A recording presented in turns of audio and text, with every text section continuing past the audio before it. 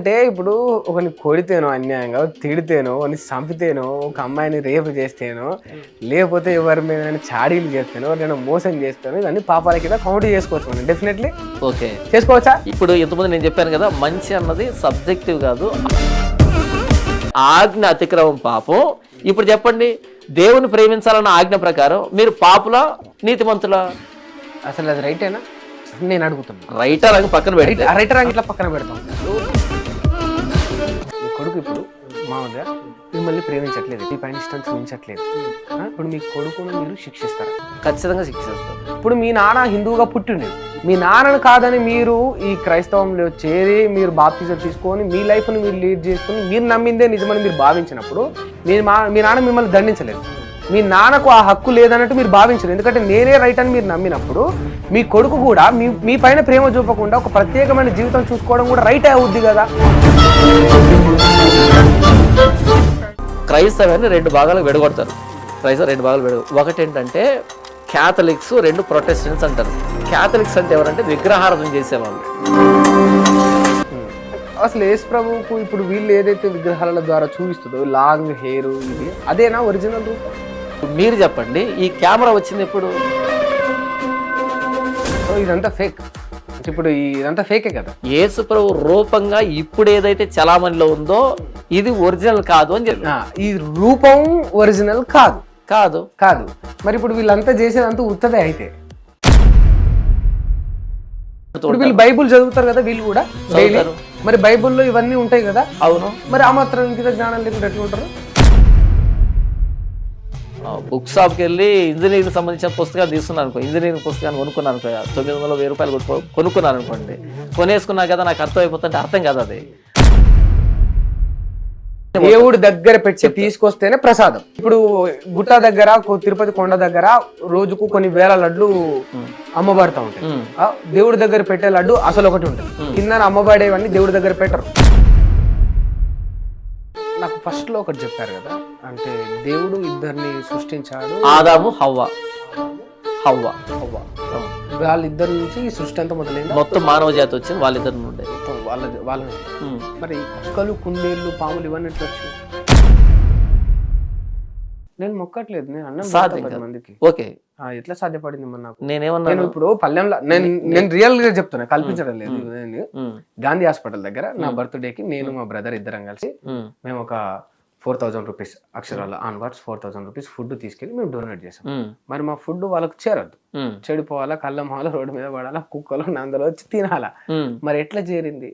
దేవుణ్ణి మొక్కనే మాకు ఇది ఎట్లా సాధ్యపడింది? ఓకే, నేను చెప్పిన మాట మీరు స్పష్టంగా వినలే.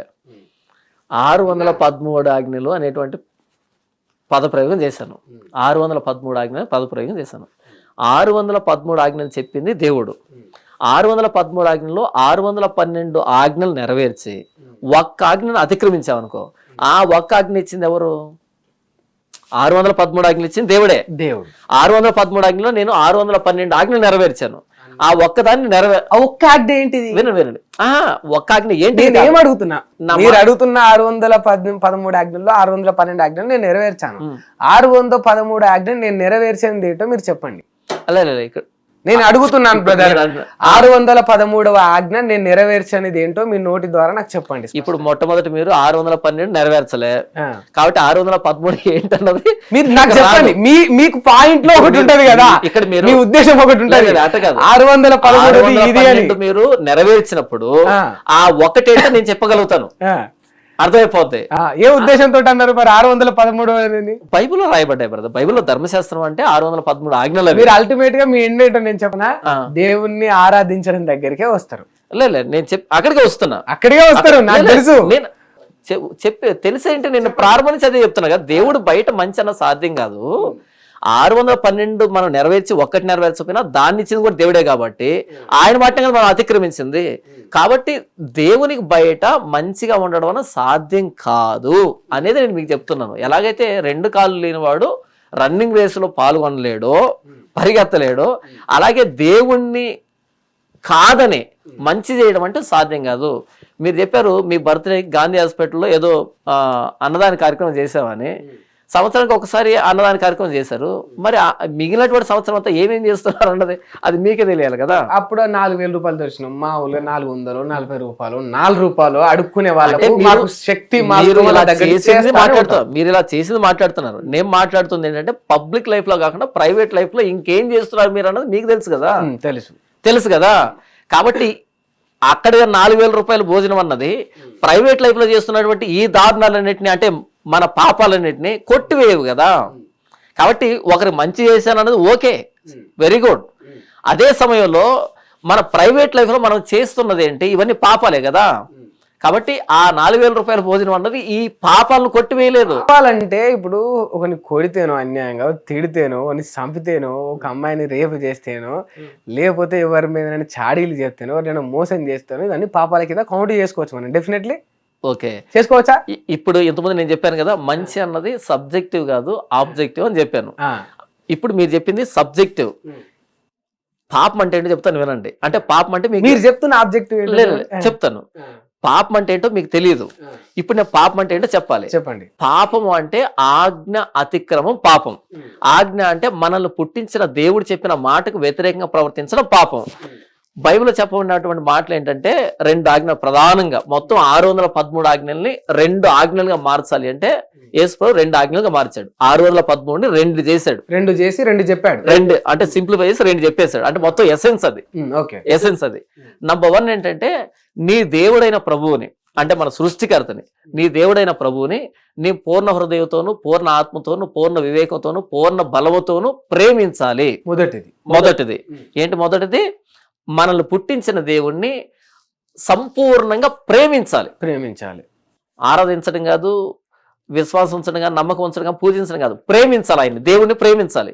ఎలా ప్రేమించాలి? పూర్ణ హృదయంతో, పూర్ణ ఆత్మతో, పూర్ణ వివేకంతో, పూర్ణ బలంతో కంప్లీట్ గా ప్రేమించాలి. నంబర్ 2 నిన్ను వలె నీ పొరుగు అని ప్రేమించాలి. ఇప్పుడు ఈ 2 ఆజ్ఞలు ఉన్నాయి కదా, ఆజ్ఞను అతిక్రమించడం పాపం అని చెప్పాను. మొదటి ఆజ్ఞ ఏంటి? మన దేవుణ్ణి, మన సృష్టికర్తను ప్రేమించాలి. రెండవ ఆజ్ఞ ఏంటి? నిన్ను వలె నీ పొరుగు అని ప్రేమించాలి. ఇప్పుడు మీరేమన్నారు అంటే పాపం అంటే ఒకరిని కొడితేనో, లేకపోతే ఏమైనా మానభంగం చేస్తేనో, ఎవరికైనా తిడితేనో ఈ పాపం వినండి అని మీరు అన్నారు కదా. ఇవి ఎక్కడికి వస్తాయంటే నిన్ను వలె నీ పొరుగు అని ప్రేమించు అనే ఆజ్ఞ కిందకు వస్తాయి. ఇప్పుడు కొట్టినప్పుడు ఆ వ్యక్తిని ప్రేమించట్లేదు. ఎవరినో అత్యాచారం చేసినప్పుడు నా పొరుగు అని నేను ప్రేమించట్లేదు. మోసం చేసేప్పుడు నా పొరుగు అని ప్రేమించట్లేదు. 2వ ఆజ్ఞను అతిక్రమిస్తున్నావు. ఈ 2వ ఆజ్ఞను అతిక్రమించిన దాన్ని పాపాలుగా మీరు పరిగణలో తీసుకున్నారు. దీనికంటే పైన ఉన్నది ఏంటంటే నీ దేవుడైన ప్రభువుని నీ పూర్ణ హృదయంతో, పూర్ణ ఆత్మతో, పూర్ణ వివేకంతో, పూర్ణ బలంతో ప్రేమించాలి. ఇది ఈ ఆజ్ఞను అతిక్రమించిన పాపం. ఈ ఆజ్ఞ అతిక్రమించిన పాపం. ఈ ఆజ్ఞ అతిక్రమించిన పాపం. ఇది ప్రధానమైన ఆజ్ఞ ఏంటంటే దేవుని ప్రేమించాలి. రెండవ ఆజ్ఞ ఏంటంటే మానవుని ప్రేమించాలి మనలాగా. ఇక్కడ పాపం అంటే మీరు ఏమనుకున్నారంటే మానవుని ప్రేమించకపోవడమే పాపం అని మీరు అనుకుంటున్నారు. ప్రధానమైన పాపం ఏంటంటే ప్రధానమైన ఆజ్ఞను అతిక్రమించే ప్రధానమైన పాపం. ప్రధానమైన పాపం ఏంటంటే దేవుణ్ణి ప్రేమించకపోవడం పాపం. ఇప్పుడు మా ప్రైవేట్ లైఫ్ లో నేను అదే చెప్పాను కదా, ప్రైవేట్ లైఫ్ లో ఏం చేస్తామో నాకు తెలియదు కదా అని చెప్పాను కదా. ప్రైవేట్ లైఫ్ లో తాగడమో, తిరగడమో, లేకపోతే బూతులు మాట్లాడడమో, లేకపోతే మనసులో కోపం పెట్టుకోవడమో, అసూయ పెట్టుకోవడం, లేకపోతే మోహం పెట్టుకోవడమో, ఇలా ఏవైతే ఉన్నాయో ప్రైవేట్ లైఫ్ లో మనం ఇలా బిహేవ్ చేస్తున్నాం అంటే మనం దేవుని ప్రేమించట్లేదు అని అర్థం. మన ప్రైవేట్ లైఫ్ లో మనం ఇలా బతుకుతున్నామంటే మనం దేవుని ప్రేమించట్లేదు అని అర్థం. దేవుని ప్రేమించమని చెప్పింది మొదటి ఆజ్ఞ, ప్రధానమైన ఆజ్ఞ. ఆ ప్రధానమైన ఆజ్ఞ అతిక్రమించి రెండవ ఆజ్ఞ దగ్గరకు వచ్చి నేను కొట్టట్లేదుగా, తిట్టట్లేదుగా అంటున్నా. ఇది రెండవ ఆజ్ఞ. కాబట్టి ఆజ్ఞ అతిక్రమం పాపం. ఇప్పుడు చెప్పండి, దేవుని ప్రేమించాలన్న ఆజ్ఞ ప్రకారం మీరు పాపులా నీతిమంతులా? అసలు అది రైటేనా నేను అడుగుతున్నా. రైటర్ అని పక్కన పెడితే రైటర్ అని ఇట్లా పక్కన పెడతాం. ఇప్పుడు నేను అడిగిన నేను ఏం అడుగుతున్నా, ఒకటే పాయింట్ అడుగుతున్నా. మీరు చెప్పిన దాని ప్రకారం దేవుడు 2గా విభజించుండు. అందులో పుణ్యం, మంచి, చెడు, సాయం, ప్రేమ ఇవన్నీ ఉన్నాయి. అది సెకండ్ది. మొదటిది ఏంటంటే దేవుణ్ణి పూర్తిగా సంపూర్ణంగా ప్రేమించడం మొదటిది. ఇప్పుడు మీరు ప్రతి దానికి ఒక ఎగ్జాంపుల్ చెప్పారు కదా, నేను ఒక ఎగ్జాంపుల్ చెప్తాను. చెప్పండి. మీకు పెళ్ళయిందా? అయింది. పిల్లలు ఉన్నారా? ఉన్నారు. మీ కొడుకు ఇప్పుడు మామూలుగా మిమ్మల్ని ప్రేమించట్లేదు, ఎక్కువ మీ పైన ఇష్టం చూపించట్లేదు, ఏదో సాధించాలా, ఏదో పొందాలా, జీతాలు ఏదో చేయాలని పరుగు తీస్తుంది. ఇప్పుడు మీ కొడుకును మీరు శిక్షిస్తారా? ఖచ్చితంగా శిక్షిస్తాను. కేవలం నీ మీద ప్రేమ చూపెట్టనందుకు ఖచ్చితంగా శిక్షిస్తాను. ఇది పాపమో మంచా? చెప్తాను. కన్న కొడుకును వాడికి ఒక ప్రత్యేకమైన జీవితం ఉంటది. అవును. ఇప్పుడు మీ నాన్న హిందువుగా పుట్టిండు, మీ నాన్నకు ఒక లైఫ్ ఉంది. ఉమ్, మీ నాన్నను కాదని మీరు ఈ క్రైస్తవంలో చేరి మీరు బాప్తిజం తీసుకొని మీ లైఫ్ ని మీరు లీడ్ చేస్తుని మీరు నమ్మిందే నిజమని మీరు భావించినప్పుడు మీ నాన్న మిమ్మల్ని శిక్షించలేదు, మీ నాన్న మిమ్మల్ని దండించలేదు, మీ నాన్నకు ఆ హక్కు లేదన్నట్టు మీరు భావించలేదు. ఎందుకంటే నేనే రైట్ అని మీరు నమ్మినప్పుడు మీ కొడుకు కూడా మీ పైన ప్రేమ చూపకుండా ఒక ప్రత్యేకమైన జీవితం చూసుకోవడం కూడా రైట్ అవుద్ది కదా. ఓకే, ఇక్కడ మీరు రెండు విరుద్ధమైన విషయాలు ముడిపెట్టారు. రెండు విరుద్ధమైన విషయాలు ముడిపెట్టారు. ఒకటేంటంటే నాన్న కొడుకు సంబంధాన్ని తీసుకున్నారు. కొడుకు నాన్న చింతకాయ మల్ల పూలు తీసుకోవచ్చు కానీ నేను నాన్న కొడుకు తీసుకుంటే అన్యాయమా? అది ఆ సందర్భం వేరు. ఇక్కడ ఏంటంటే నాన్న కొడుకు సందర్భాన్ని ముడిపెట్టారు. నా కొడుకు వాడు చనిపోయేంత వరకు నాకు లోబడాల్సిందే, ఎందుకంటే నేను వాడికి జన్మనిచ్చాను కాబట్టి భౌతికంగా నేను జన్మనిచ్చాను. నేను పూర్తిగా మాట్లాడితే మీకు విషయం తేడా. నా కొడుకు చనిపోయేంత వరకు కూడా నాకు లోబడాల్సింది, ఎందుకంటే నేను వాడికి జన్మనిచ్చాను కాబట్టి. అయితే ఏ విషయంలో లోబడాలి, ఏ విషయంలో లోబడాలి, ఎంతవరకు లోబడాలి అనేది ఉంటుంది. ఇప్పుడు నేను నా కొడుకుని ఏమంటారు, వాడిని చదువుకోవద్దనో లేకపోతే వాడిని హత్యలు చేయమనో లేకపోతే దోపిడీలు చేయమనో ఈ విధానంలో వాడిని ప్రోత్సహిస్తున్నాను అనుకో, వాడు నాకు లోబడాల్సిన అక్కర్లేదు. నేను వాడికి మంచి చెబుతున్నాను అనుకో, అప్పుడు నాకు లోబడాలి. నేను ఫాదర్నని నేను చెప్తున్న ప్రతి దానికి, అంటే చెడు మంచి అని ఆలోచించుకుని లోపడాల్సిన అక్కర్లేదు. మీకు మించిన మంచి ఇంకొకరు చెప్తారు, వాళ్ళని కూడా ఇక్కడ నన్ను పూర్తి అయిపోతే మీ దగ్గర మీరు అడిగినా నేను చెప్తాను. ఇక్కడ ఏంటంటే ఎంతవరకు నేను వాడికి మంచి చెబుతానో, ఫాదర్గా నేను క్వాలిఫై అయ్యేటట్టుగా నేను చెబుతానో అంతవరకు వాడు లోబడాలి. నేను ఫాదర్ని, వాడి కొడుకు వాడి క్షేమాన్ని కోరుకోవడం నా తండ్రి లక్షణం. కాబట్టి ఫాదర్గా నేను క్వాలిఫై అయ్యేంత వరకు నేను ఏం చెబుతానో వాడు లోబడచ్చు. కానీ నేను దాటిపోయే దాన్ని దొంగతనాలు, వ్యభిచారాలు, మోసాలు నేర్పిస్తాను అనుకో, వాడు నాకు లోబడాల్సిన అక్కర్లేదు. అంతేనా? అలాగే ఇది మొదటి దానికి నేను చెప్పేటువంటి సమాధానం.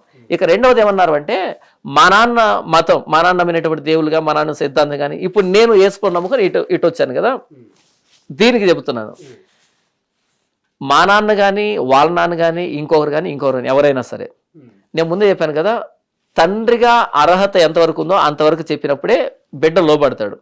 ఆ తండ్రిగా బిడ్డను నాశనం చేసేటువంటి స్థితిలోకి వచ్చాడనుకో, నేను తండ్రి కదా అనే ఉద్దేశంతో, అప్పుడు లోబడాల్సిన అక్కర్లే. ఇప్పుడు మా నాన్న నమ్మినటువంటి సిద్ధాంతం ఏదైతే ఉందో అది నిజమైతే నేను కూడా లోబడతాను. నాకంటూ వయసు వచ్చిన తర్వాత మా నాన్నే కదా నన్ను చదివిపించాడు, నా చదువు చెప్పించింది, బుద్ధి నేర్పింది మా నాన్నే. ఆ చదువుతో ఆలోచించినప్పుడు మా నాన్న నమ్మినటువంటి సిద్ధాంతం అన్నది తప్పు, మా నాన్న నమ్మినటువంటి దేవుళ్ళు, గ్రంథాలు తప్పు అని నాకు అర్థమైంది, చదువుకున్నాను కాబట్టి. అట్లే చేస్తే ఏంటి, మా నాన్న నమ్మిందంత తప్పు, మా నాన్న ఇచ్చిన జీవితం వల్ల, మా నాన్న చేర్పించిన మంచి స్కూల్ వల్ల, ఏదో సెయింట్ మేరీస్ ఏదో ఒక స్కూల్లో చేర్పించడం వల్ల నేను జ్ఞానాన్ని పొందినా, నా వ్యక్తిగత జీవితాన్ని జ్ఞానాన్ని నేను బయట నుంచి పొందినా, మా నాన్నది తప్పని ఇప్పుడు మీ కొడుకు భావించిండు అనుకో, అప్పుడు మీ కొడుకు రైటా రాంగా? ఇప్పుడు మీరు ఎలా కూర్చున్నారు జస్ట్ అడుగుతున్నా, నేను చెప్తున్నాను. మీరు ఎలా కూర్చున్నారు, నేను ఎలా కూర్చున్నాను అలాగే కూర్చోబెడతాను. చెప్పు, నాలో నేను నమ్మినటువంటి దాంట్లో ఏం తప్పు ఉందో చెప్పని కూర్చోబెడతాను. ఒకవేళ ఆ రోజు కనుక నేను వాడికి సమాధానం చెప్పలేకపోతే ఖచ్చితంగా నేను అంగీకరిస్తాను, శభాషాన్ని భుజం తడతాను. అటువంటి అంగీకరిస్తాను ఖచ్చితంగా. ఫైన్ అండి. సరే, ఇప్పుడు మనం ఒక విషయాన్ని అసలు మొదట్లోనే నేను అడుగుదాం అనుకుని అదంతా కూడా డివేట్ అయిపోయింది. మీరు చెప్పిరు అంటే యేసుక్రీస్తు ఉన్నాడు అన్నదానికి ఆనవాళ్ళు ఉన్నాయి, బీసీ నుంచి వెళ్ళి కావచ్చు, ఇప్పటి వరకు కావచ్చు, అవన్నీ చెప్పిండ్రు కదా. మరి అట్లనే ఇప్పుడు మీరు ఎట్లయితే యేసుప్రభు పాపులను రక్షించడానికి, వాళ్ళకు మంచి జీవితాన్ని ఇవ్వడానికో, వాళ్ళకి ఏదో కల్పించడానికి వచ్చిన జీవితాన్ని అన్నట్టు చెప్పారు కదా, అట్లనే హిందూ ఈ సనాతన ధర్మంలో ఈ భారతదేశంలో కూడా ప్రజలని మంచిగా నడిపించడానికి, రావణాసురుడు వంటి కొందరు రాక్షసుల నుంచి వెళ్ళి ప్రజలను కాపాడడానికి విష్ణుమూర్తి అవతారం నుండి శ్రీరాముడిగా మానవుడిగా జన్మించుండు దేవుడు అని చెప్పేసి వాళ్ళు కూడా బిలీవ్ చేస్తారు. ఇప్పుడు వాళ్ళది తప్పెట్లా అవుతుంది? మరి మీరు చెప్పిన దాంట్లోనే సమాధానం ఉంది, వాళ్ళు కూడా బిలీవ్ చేస్తారు అని మీరు అన్నారు. నేను ప్రారంభంలో చెప్పాను, యేసు ప్రభు నమ్మకం కాదు, ఆయన నిజం అని చెప్పాను. వాళ్ళకు కూడా అది నిజమే, అంటే నా భాషలో బిలీవ్ చేస్తారని చెప్పినా కానీ వాళ్ళకు దేవుడు ఒక నమ్మకం, దేవుడు వాళ్ళకు ఒక నిజం. శ్రీరాముడి ఆనవాళ్ళు కావచ్చు, ఇక్కడ ఉన్న కట్టడాలు కావచ్చు, వాళ్ళకు మీరు ఎట్లయితే గ్రంథాలు అని చెప్పారు, వాళ్ళకు గ్రంథాలు, చారిత్ర అంతా కూడా వాళ్ళు దాన్ని బేస్ చేసుకొని మా దేవుడు నిజమని వాళ్ళు చెప్తారు. నాకు తెలిసి చరిత్ర ఏమి లేదు, పురాణాలు ఉన్నాయి. చరిత్ర ఏం లేదు, నేను చదువుకున్నాను కదా, చరిత్ర ఏం లేదు, పురాణాలు ఉన్నాయి. ఆ పురాణాలకు సంబంధించిన కట్టడాలు ఉండొచ్చు. ఇప్పుడు మీరు కూడా కట్టొచ్చు, డబ్బు ఉంటే ఎవరైనా కట్టొచ్చు. కట్టడాలు అనేటివి చరిత్రను ప్రూవ్ చేసేటివి ఏం కాదు, అవి కట్టడాలు ఎవరైనా కట్టొచ్చు. చరిత్ర ఉందని నాకైతే తెలియదు, నేను చదువుకున్న దాంట్లో ఎక్కడ చరిత్రగా ఎక్కడ రాలేదు. మిథాలజీ పురాణాలుగా వచ్చాయి, ఇతిహాసాలుగా కావ్యాలుగా ఇలా నేను చదువుకున్నాను తప్ప అవి చరిత్ర అని నేను ఎప్పుడు చదవలేదు. అలాంటి ఫ్యాక్ట్స్ కూడా, అలాంటి ఆధారాలు కూడా ఎక్కడ లేవు. ఉదాహరణకి మీరు తీసుకున్నటువంటి అదేదో రామాయణం అన్నారు కదా, రాముడు అని అన్నారు కదా, మరి అంటే వానర జాతి అనేది లేదని ఈ మధ్య మాట్లాడుతుంటే నేను విన్నాను. మరి అలాంటిది ఉందేమో మరి మీరు చెప్పాలి. పోయినసారి మహేంద్ర అన్న సిగ్నేచర్ స్టూడియోలో మాట్లాడుతూ ఉన్నప్పుడు మహేంద్ర అన్న చెప్పాడు రావణాసురుడి తల బయటపడింది అని అన్నాడు. ఎక్కడో శ్రీలంకలో ఎక్కడో బయటపడింది అంటే నేను అడిగాను, ఇంతకు ఒకటే తల బయటపడిందా లేకపోతే 10 బయటపడ్డాయా అని అడిగాను నేను. దానికి అన్న నవ్వి ఊరుకున్నాడు కదా, సమాధానం చెప్పలేదు నాకు తెలియదు. అంటే రావణాసురుడి తల బయటపడింది అనేటట్టుగా అన్నాడు. నేను అడిగాను 10 బయటపడ్డాయా ఒకటే బయటపడిందా అని. మరి 10 బయటపడుతున్నాయా ఒకటే బయటపడుతుందా? కాబట్టి నేను ఏమంటున్నాను అంటే, మీరు ఎవరైతే అన్నారో అవి మిథాలజీగా పురాణాలు కావ్యాలు ఇతిహాసాలుగా నేను చదువుకున్నాను తప్ప నా పాఠ్య పుస్తకాల్లో అవి చరిత్ర అని నేను ఎక్కడ చదవలేదు. అవి చరిత్ర అని నేను నమ్మట్లేదు, అవి నేను చదవలేదు కూడా.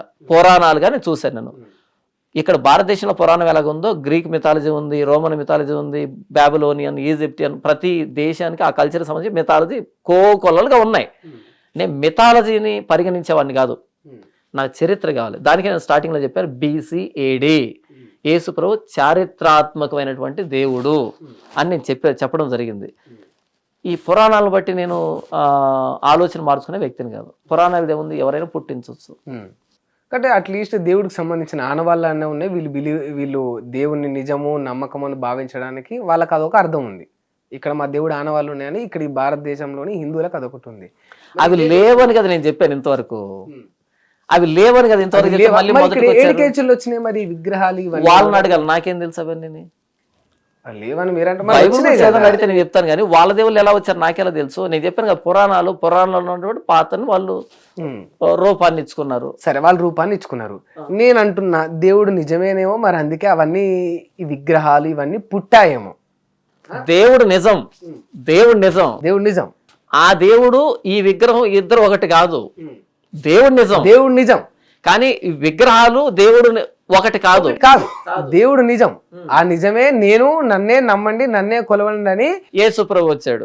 వెలిసాయేమో శ్రీరాముడి విగ్రహాలు, శ్రీరాముడి. నేను చెప్తున్నాను, ఎందుకు ఇంత కన్ఫ్యూజ్ అవుతున్నారు?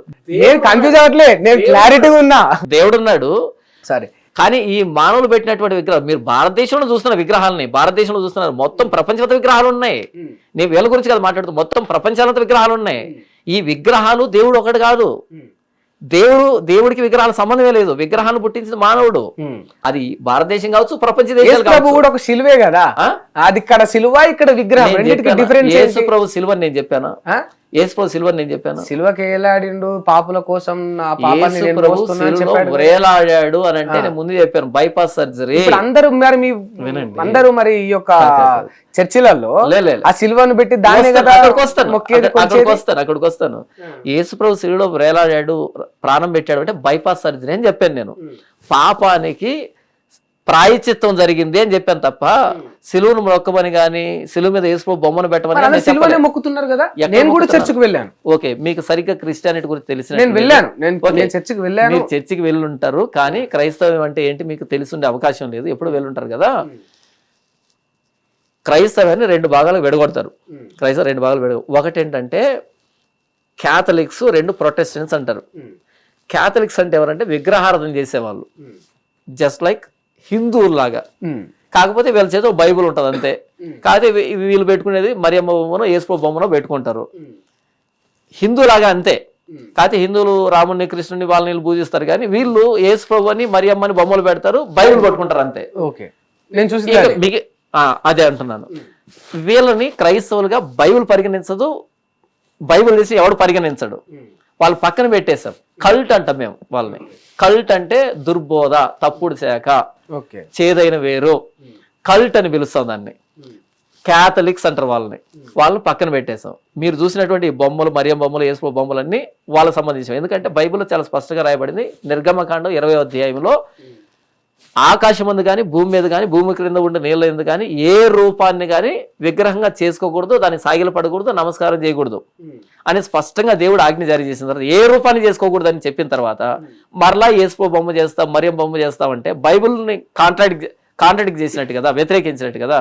కాబట్టి వాళ్ళు క్రైస్తవులు కారు, విగ్రహారాధన చేస్తున్నటువంటి ఒక తెగ. కాబట్టి దురదృష్టం ఏంటంటే బైబిల్ పట్టుకున్నారు అంతే. ఓకేనా? ఎవడో మర్డర్ చేసి బైబిల్ పట్టుకున్నాడు అనుకో, వాడు క్రిస్టియన్ ఏం కాదు కదా. కాబట్టి అలాగే విగ్రహారాధన చేసేవాళ్ళు క్రైస్తవులు కారు. మీరు చెప్పారు కదా, మీ క్రైస్తవులు కూడా చేస్తున్నారంటే వాళ్ళు అసలు క్రైస్తవులుగా బైబిల్ అంగీకరిస్తారు. ఎందుకంటే బైబిల్లో చెప్పిన మాట విగ్రహారం చేయకూడదని. విగ్రహారం చేసేవాడు ఇంక బైబిల్ పట్టుకుంటే బైబిల్ వాడి సంబంధం ఏంటి? కాబట్టి వాళ్ళు క్రైస్తవులు కాదు. క్రైస్తవుడు ఎవడు విగ్రహారం చేయడు. అసలు యేసు ప్రభువుకు ఇప్పుడు వీళ్ళు ఏదైతే విగ్రహాల ద్వారా చూపిస్తుందో లాంగ్ హెయిర్, ఇది అదేనా ఒరిజినల్ రూపం? మీరు చెప్పండి. ఈ కెమెరా వచ్చింది ఎప్పుడు? 1800లో వచ్చింది. కెమెరా వచ్చి 1800లో వచ్చింది. యేసు ప్రభు ఎప్పటాడు? 2000 సంవత్సరాల క్రితం వ్యక్తి. 2000 సంవత్సరాల క్రితం కెమెరా లేనప్పుడు ఆయన ఫోటో, ఆయన ముఖం ఎలా ఉంటుంది, ఆయన రూపం ఎలా ఉంటుంది, ఎవడు చూశాడు? సో ఇదంతా ఫేక్ అంటే ఇప్పుడు ఇదంతా ఫేకే కదా. యేసు ప్రభు రూపంగా ఇప్పుడు ఏదైతే చలామణిలో ఉందో ఇది ఒరిజినల్ కాదు అని చెప్తున్నా. ఒరిజినల్ కాదు. యేసు ప్రభు అబద్ధం అని చెప్పట్లేదు. ఈ రూపం ఒరిజినల్ కాదు. కాదు కాదు మరి ఇప్పుడు వీళ్ళంతా చేసేదంతా ఉత్తదే అయితే. అసలు వాళ్ళు విగ్రహారం చేస్తుంటే వాళ్ళు క్రైస్తవులు కాదని చెప్పేశాను. ఇంకా మరి ఇప్పుడు మీరు మామూలుగా ఇప్పుడు ఇంత బోధిస్తారు, ఇంతమందికి వేరే వాళ్ళకి వీళ్ళకి ఎన్నో చెప్తారు కదా, అసలు వాళ్ళంతా దాకా ఓడేందుకు? మరి మీ దగ్గర ఇన్ని లోపాలు ఉన్నాయి, వీళ్ళని సరి చేసుకోవచ్చు కదా. అంటే మీరు నా ఛానల్ సరిగ్గా చూడలేదు అనుకుంటాను. నాకు 2 ఛానల్స్ ఉన్నాయి. Jesus Christ the only solution అనే ఛానల్ ఒకటి ఉంది. వుల్ఫ్స్ ఇన్ షీప్స్ క్లోతింగ్ అనే ఛానల్ ఉంది. వుల్ఫ్స్ ఇన్ షీప్స్ క్లోతింగ్ అంటే గొర్రె చర్మం వేసుకున్న తోడేళ్ళు అని. దాంట్లో ఎప్పుడు ఇదే పని నాకు. గొర్రె చర్మం వేసుకున్న తోడేళ్ళు అంటే నకిలీ వ్యక్తులని, వీళ్ళ మీద ఎప్పుడు మాట్లాడుతూ ఉంటారు. వీళ్ళు బైబుల్ చదువుతారు కదా, వీళ్ళు కూడా చదువుతారు. మరి బైబుల్లో ఇవన్నీ ఉంటాయి కదా. అవును. మరి ఆ మాత్రం ఇంకిత జ్ఞానం లేకుండా ఎట్లా ఉంటారు? వెరీ గుడ్, మంచి ప్రశ్న అడిగారు. బైబుల్ చదివినప్పుడు అందరికి అర్థం కాదు. అది బైబిల్ అందరికి అర్థం కాదు. ఇప్పుడు బుక్ షాప్కి వెళ్ళి ఇంజనీరింగ్ సంబంధించిన పుస్తకాన్ని తీసుకున్నాను అనుకో, ఇంజనీరింగ్ పుస్తకాన్ని కొనుక్కున్నాను కదా, 900 1000 రూపాయలు కొనుక్కున్నాను అనుకోండి, కొనేసుకున్నా కదా నాకు అర్థం అయిపోతుంటే అర్థం కాదు అది. అలాగే బైబిల్ కూడా ఒక వ్యక్తి బోధించకపోతే అర్థం కాదు అది. అయితే చాలా మంది స్వార్థపరులు ఏంటంటే, ఇప్పుడు మీరు చెప్పారు కదా మరియమ్మ బొమ్మ, యేసు బొమ్మ పెట్టి ఇది ఒక బిజినెస్. అలా చేస్తున్న వాళ్ళు నిజాన్ని ఎందుకు చెప్తారు? నిజాన్ని చెప్పరు, ఎందుకంటే అది బిజినెస్ కాబట్టి ఈ బైబిల్ కొనుక్కున్నంత మాత్రం చేత బైబిల్ అర్థం కాదు. అలాంటి వారికి బోధించే వాళ్ళు చాలా మట్టుకు ఏంటంటే బిజినెస్ చేస్తున్నారు కాబట్టి చాలా మట్టుకు వీళ్ళు నిజాన్ని చెప్పనటువంటి కారణం చేత అందరికి అర్థం కాదు. కనుకనే ఇప్పుడు నాలాంటి పాస్టర్లు అనేక మంది ముందుకు వచ్చి ఇది తప్పు అని చెప్పేటువంటి ప్రయత్నం చేస్తున్నాం. ఓకే, సో అంటే ఇదంతా కూడా ఒక రకంగా డైరెక్ట్ మీరు చెప్తున్నారు, direct contradiction to the Bible అంతే. ఓకే, అదంతా కూడా ఫ్రాడ్ కిందకి వెళ్ళిపోతుంది. క్యాథలిక్స్ చేస్తున్నటువంటిది, విగ్రహారాధన చేస్తున్నటువంటి క్రైస్తవులుగా చలామణి అవుతున్న వాళ్ళు బైబిల్ని కాంట్రడిక్ట్ చేస్తున్నారు, అంతా కాదు. ఓకే సరే, అంటే నేను ఒక విషయం అడగాలి. బైబిల్లో మూవీస్ చూడకూడదు, సినిమాలకు సంబంధించి ఆ చిత్రాలు అవన్నీ చూడకూడదు అని ఉంటుందా? మూవీ అన్నది ఈ మధ్య వచ్చినటువంటి పదం. అయితే బైబిల్లో రాయబడిన మాట ఏంటంటే అల్లరితో కూడిన ఆటపాటలు అని రాయబడ్డాయి. అల్లరితో కూడిన ఆటపాటలు, అందులోకి సినిమా వస్తుంది కదా. వస్తుంది డెఫినెట్లీ. సో ఆ రకంగా కన్వర్ట్ చేసుకొని మూవీస్ చూడకూడదు అనేది బైబిల్లో ఉంది. అసలు బైబిల్ దాకా కూడా అక్కర్లేదు. ఏముందని చూడాలి మూవీస్లో? మూవీస్ చూడడం తప్పు నేను అడుగుతున్నాను. నేను చెప్తాను చూడడం తప్పు అంటే ఏముందని చూడాలి అంటున్నా. ఏముందని చూడాలి, ఏమి నేర్చుకోవాలి? మస్తు మంచి నేర్పిస్తారు కదా. ఒక ఉదాహరణ చెప్పండి. అమ్మతోటి ప్రేమ ఎట్లుండాలో కొడుకు చూపిస్తాడు, అమ్మతోటి ప్రేమ ఎట్లుండాలో చూపిస్తారు, నాన్నతోటి ఎట్లుండాలో చూపిస్తారు, 10 మందికి అన్నం ఎట్లు పెట్టాలో చూపిస్తారు. మొన్న భరత్ అనే నేనైతే సినిమా వచ్చింది, ఒక ముఖ్యమంత్రి అంటాడు ఎంత నిజాయితీగా ఉండాలి ఈ వ్యవస్థలో, ఇప్పుడు ఎట్లా ఉంది రాజకీయం అని చూపిస్తారు. అప్పుడు లీడర్ సినిమా తీస్తారు, అందులో ఉంటది. మీరు ఒక లైన్లో చెప్పేసుకుంటూ వెళ్ళిపోయారు. మరి ఆ మూవీ పేరు నాకు అక్కర్లేదు, ఏ మూవీ అయినా సరే. ఇది 10 మందికి అన్నం పెట్టాలని మూవీ ఉందనుకోండి ఫర్ ఎగ్జాంపుల్, అందులో హీరోయిన్ ఉంటది కదా, ఉంటది. ఎలాంటి బట్టలు వేసుకుంటది? అన్ని సినిమాలలో వేసుకోరు. మీరు అన్నట్టు కొన్ని సినిమాలలో కొందరు ఇంతే వేసుకుంటారు, కొందరు నిండుగా పట్టు చీర కట్టుకొని చేసేటోళ్ళు, సాయి పల్లవి లాంటి వాళ్ళు కూడా ఉన్నారు హీరోయిన్. నాకు తెలియదు ఆ పల్లవిలు ఎవరు, నాకు తెలియదు కానీ నాకు తెలుసు. మొత్తానికి ఏంటంటే మనం చూస్తున్నది ఒకటి, దాంట్లో ఇది ఉందని చెబుతున్నది ఒకటి, కానీ మనకు తెలియకుండా అంతర్లీనంగా లోపలికి వెళ్తున్నటువంటి సారం ఏదైతే ఉందో అది మనం చెడగొడుతూ ఉంది. కాబట్టి బైబిల్ పట్టుకున్నటువంటి క్రైస్తవులు సినిమాలు చూడరు. ఎందుకంటే బైబిల్లో లేనటువంటి మంచి సినిమాలు వెతుక్కోవాల్సిన అవసరం మాకేం లేదు. ఒకవేళ మీరు సినిమా చూస్తున్నారంటే అంటే మీరు అన్నది బాగుంది. నేను ఇది ఒక లైన్ తీసుకుందాం మనం. బైబిల్లో లేనటువంటి నీతిని బయట సినిమాలలో దొరికేంత దౌర్భాగ్యం మాకు లేదు అని మీరు అంటున్నారు కదా. సరే, అంటే సినిమాలు చూడడం పక్కన పెడితే చాలా మంది ట్రూ క్రిస్టియన్స్ సినిమాలో యాక్టింగ్ చేస్తున్నారు. కొందరు యాక్టర్స్లు నేను గమనిస్తున్నాను, మీరు ప్రారంభం నుంచి 2 పరస్పర విరుద్ధమైన వాక్యాలు చెబుతున్నారు. ట్రూ క్రిస్టియన్స్ సినిమాలు యాక్ట్ చేస్తున్నారు. ట్రూ క్రిస్టియన్స్ అన్నప్పుడు సినిమాకి ఆపోజిట్. ఇప్పుడే చెప్పాను, ట్రూ క్రిస్టియన్ అన్నారు, మరలా సినిమాలు యాక్ట్ చేస్తున్నారు. నేను చెప్తా, అక్కడికే వస్తున్నా.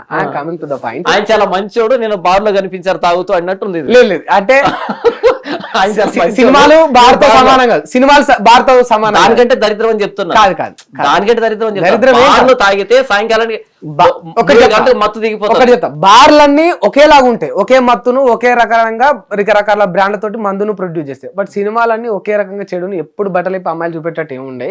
అందులో కొంచెం మంచి ఒకవేళ అందులో మంచి ఉంటే మీకు అది సరిపోతుంది, ఎందుకంటే మీ దగ్గర బైబిల్ లేదు కాబట్టి. ఆ మంచిని మీరు తీసుకోవచ్చు. బైబిల్ పట్టుకున్న క్రైస్తవుడు దీన్ని దాటి అంత దాన్ని నేను చెప్పాలనుకున్న పాయింట్ వేరు. అసలు నేను ఏమంటున్నా అంటే, ఇప్పుడు మీరు ఎవరైతే ఒక క్రిస్టియన్ ఉన్నాడు, ఒక బైబుల్ ను చదివే క్రిస్టియను, యేసుక్రీస్తును దైవంగా మొక్కే ఒక క్రిస్టియను, ఆయనకు నటన అంటే ఇష్టం, యాక్టింగ్ చేయడం ఇష్టం. ఆయనే సినిమాలో అవకాశం వచ్చి సినిమాలోకి వెళ్ళాడు, నటిస్తున్నారు. కొందరు సింగర్స్ గా ఉన్నారు, కొందరు యాక్టర్స్ గా ఉన్నారు, కొందరు యాక్టరెస్ గా ఉన్నారు.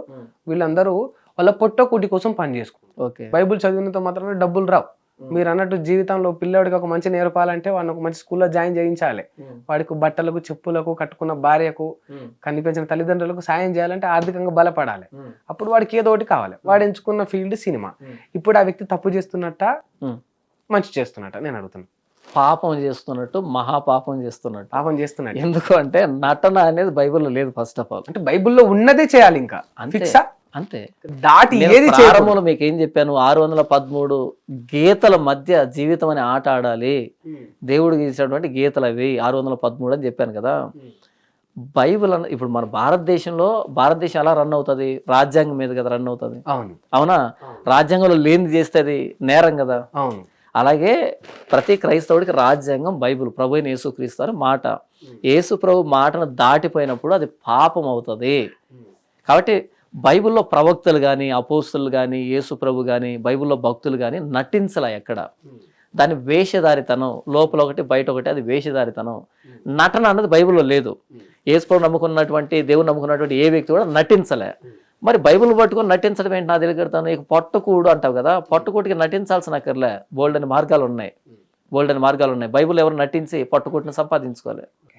సరే, అంటే ఇప్పుడు మీ లెక్క ప్రకారం ఇక బైబిల్లో లేదు కనుక సినిమాలో నటించడం, నటన కూడా ఒక వేషధారణ తప్పే అంటారు. 100% పాపం అది తప్పే అంటారు.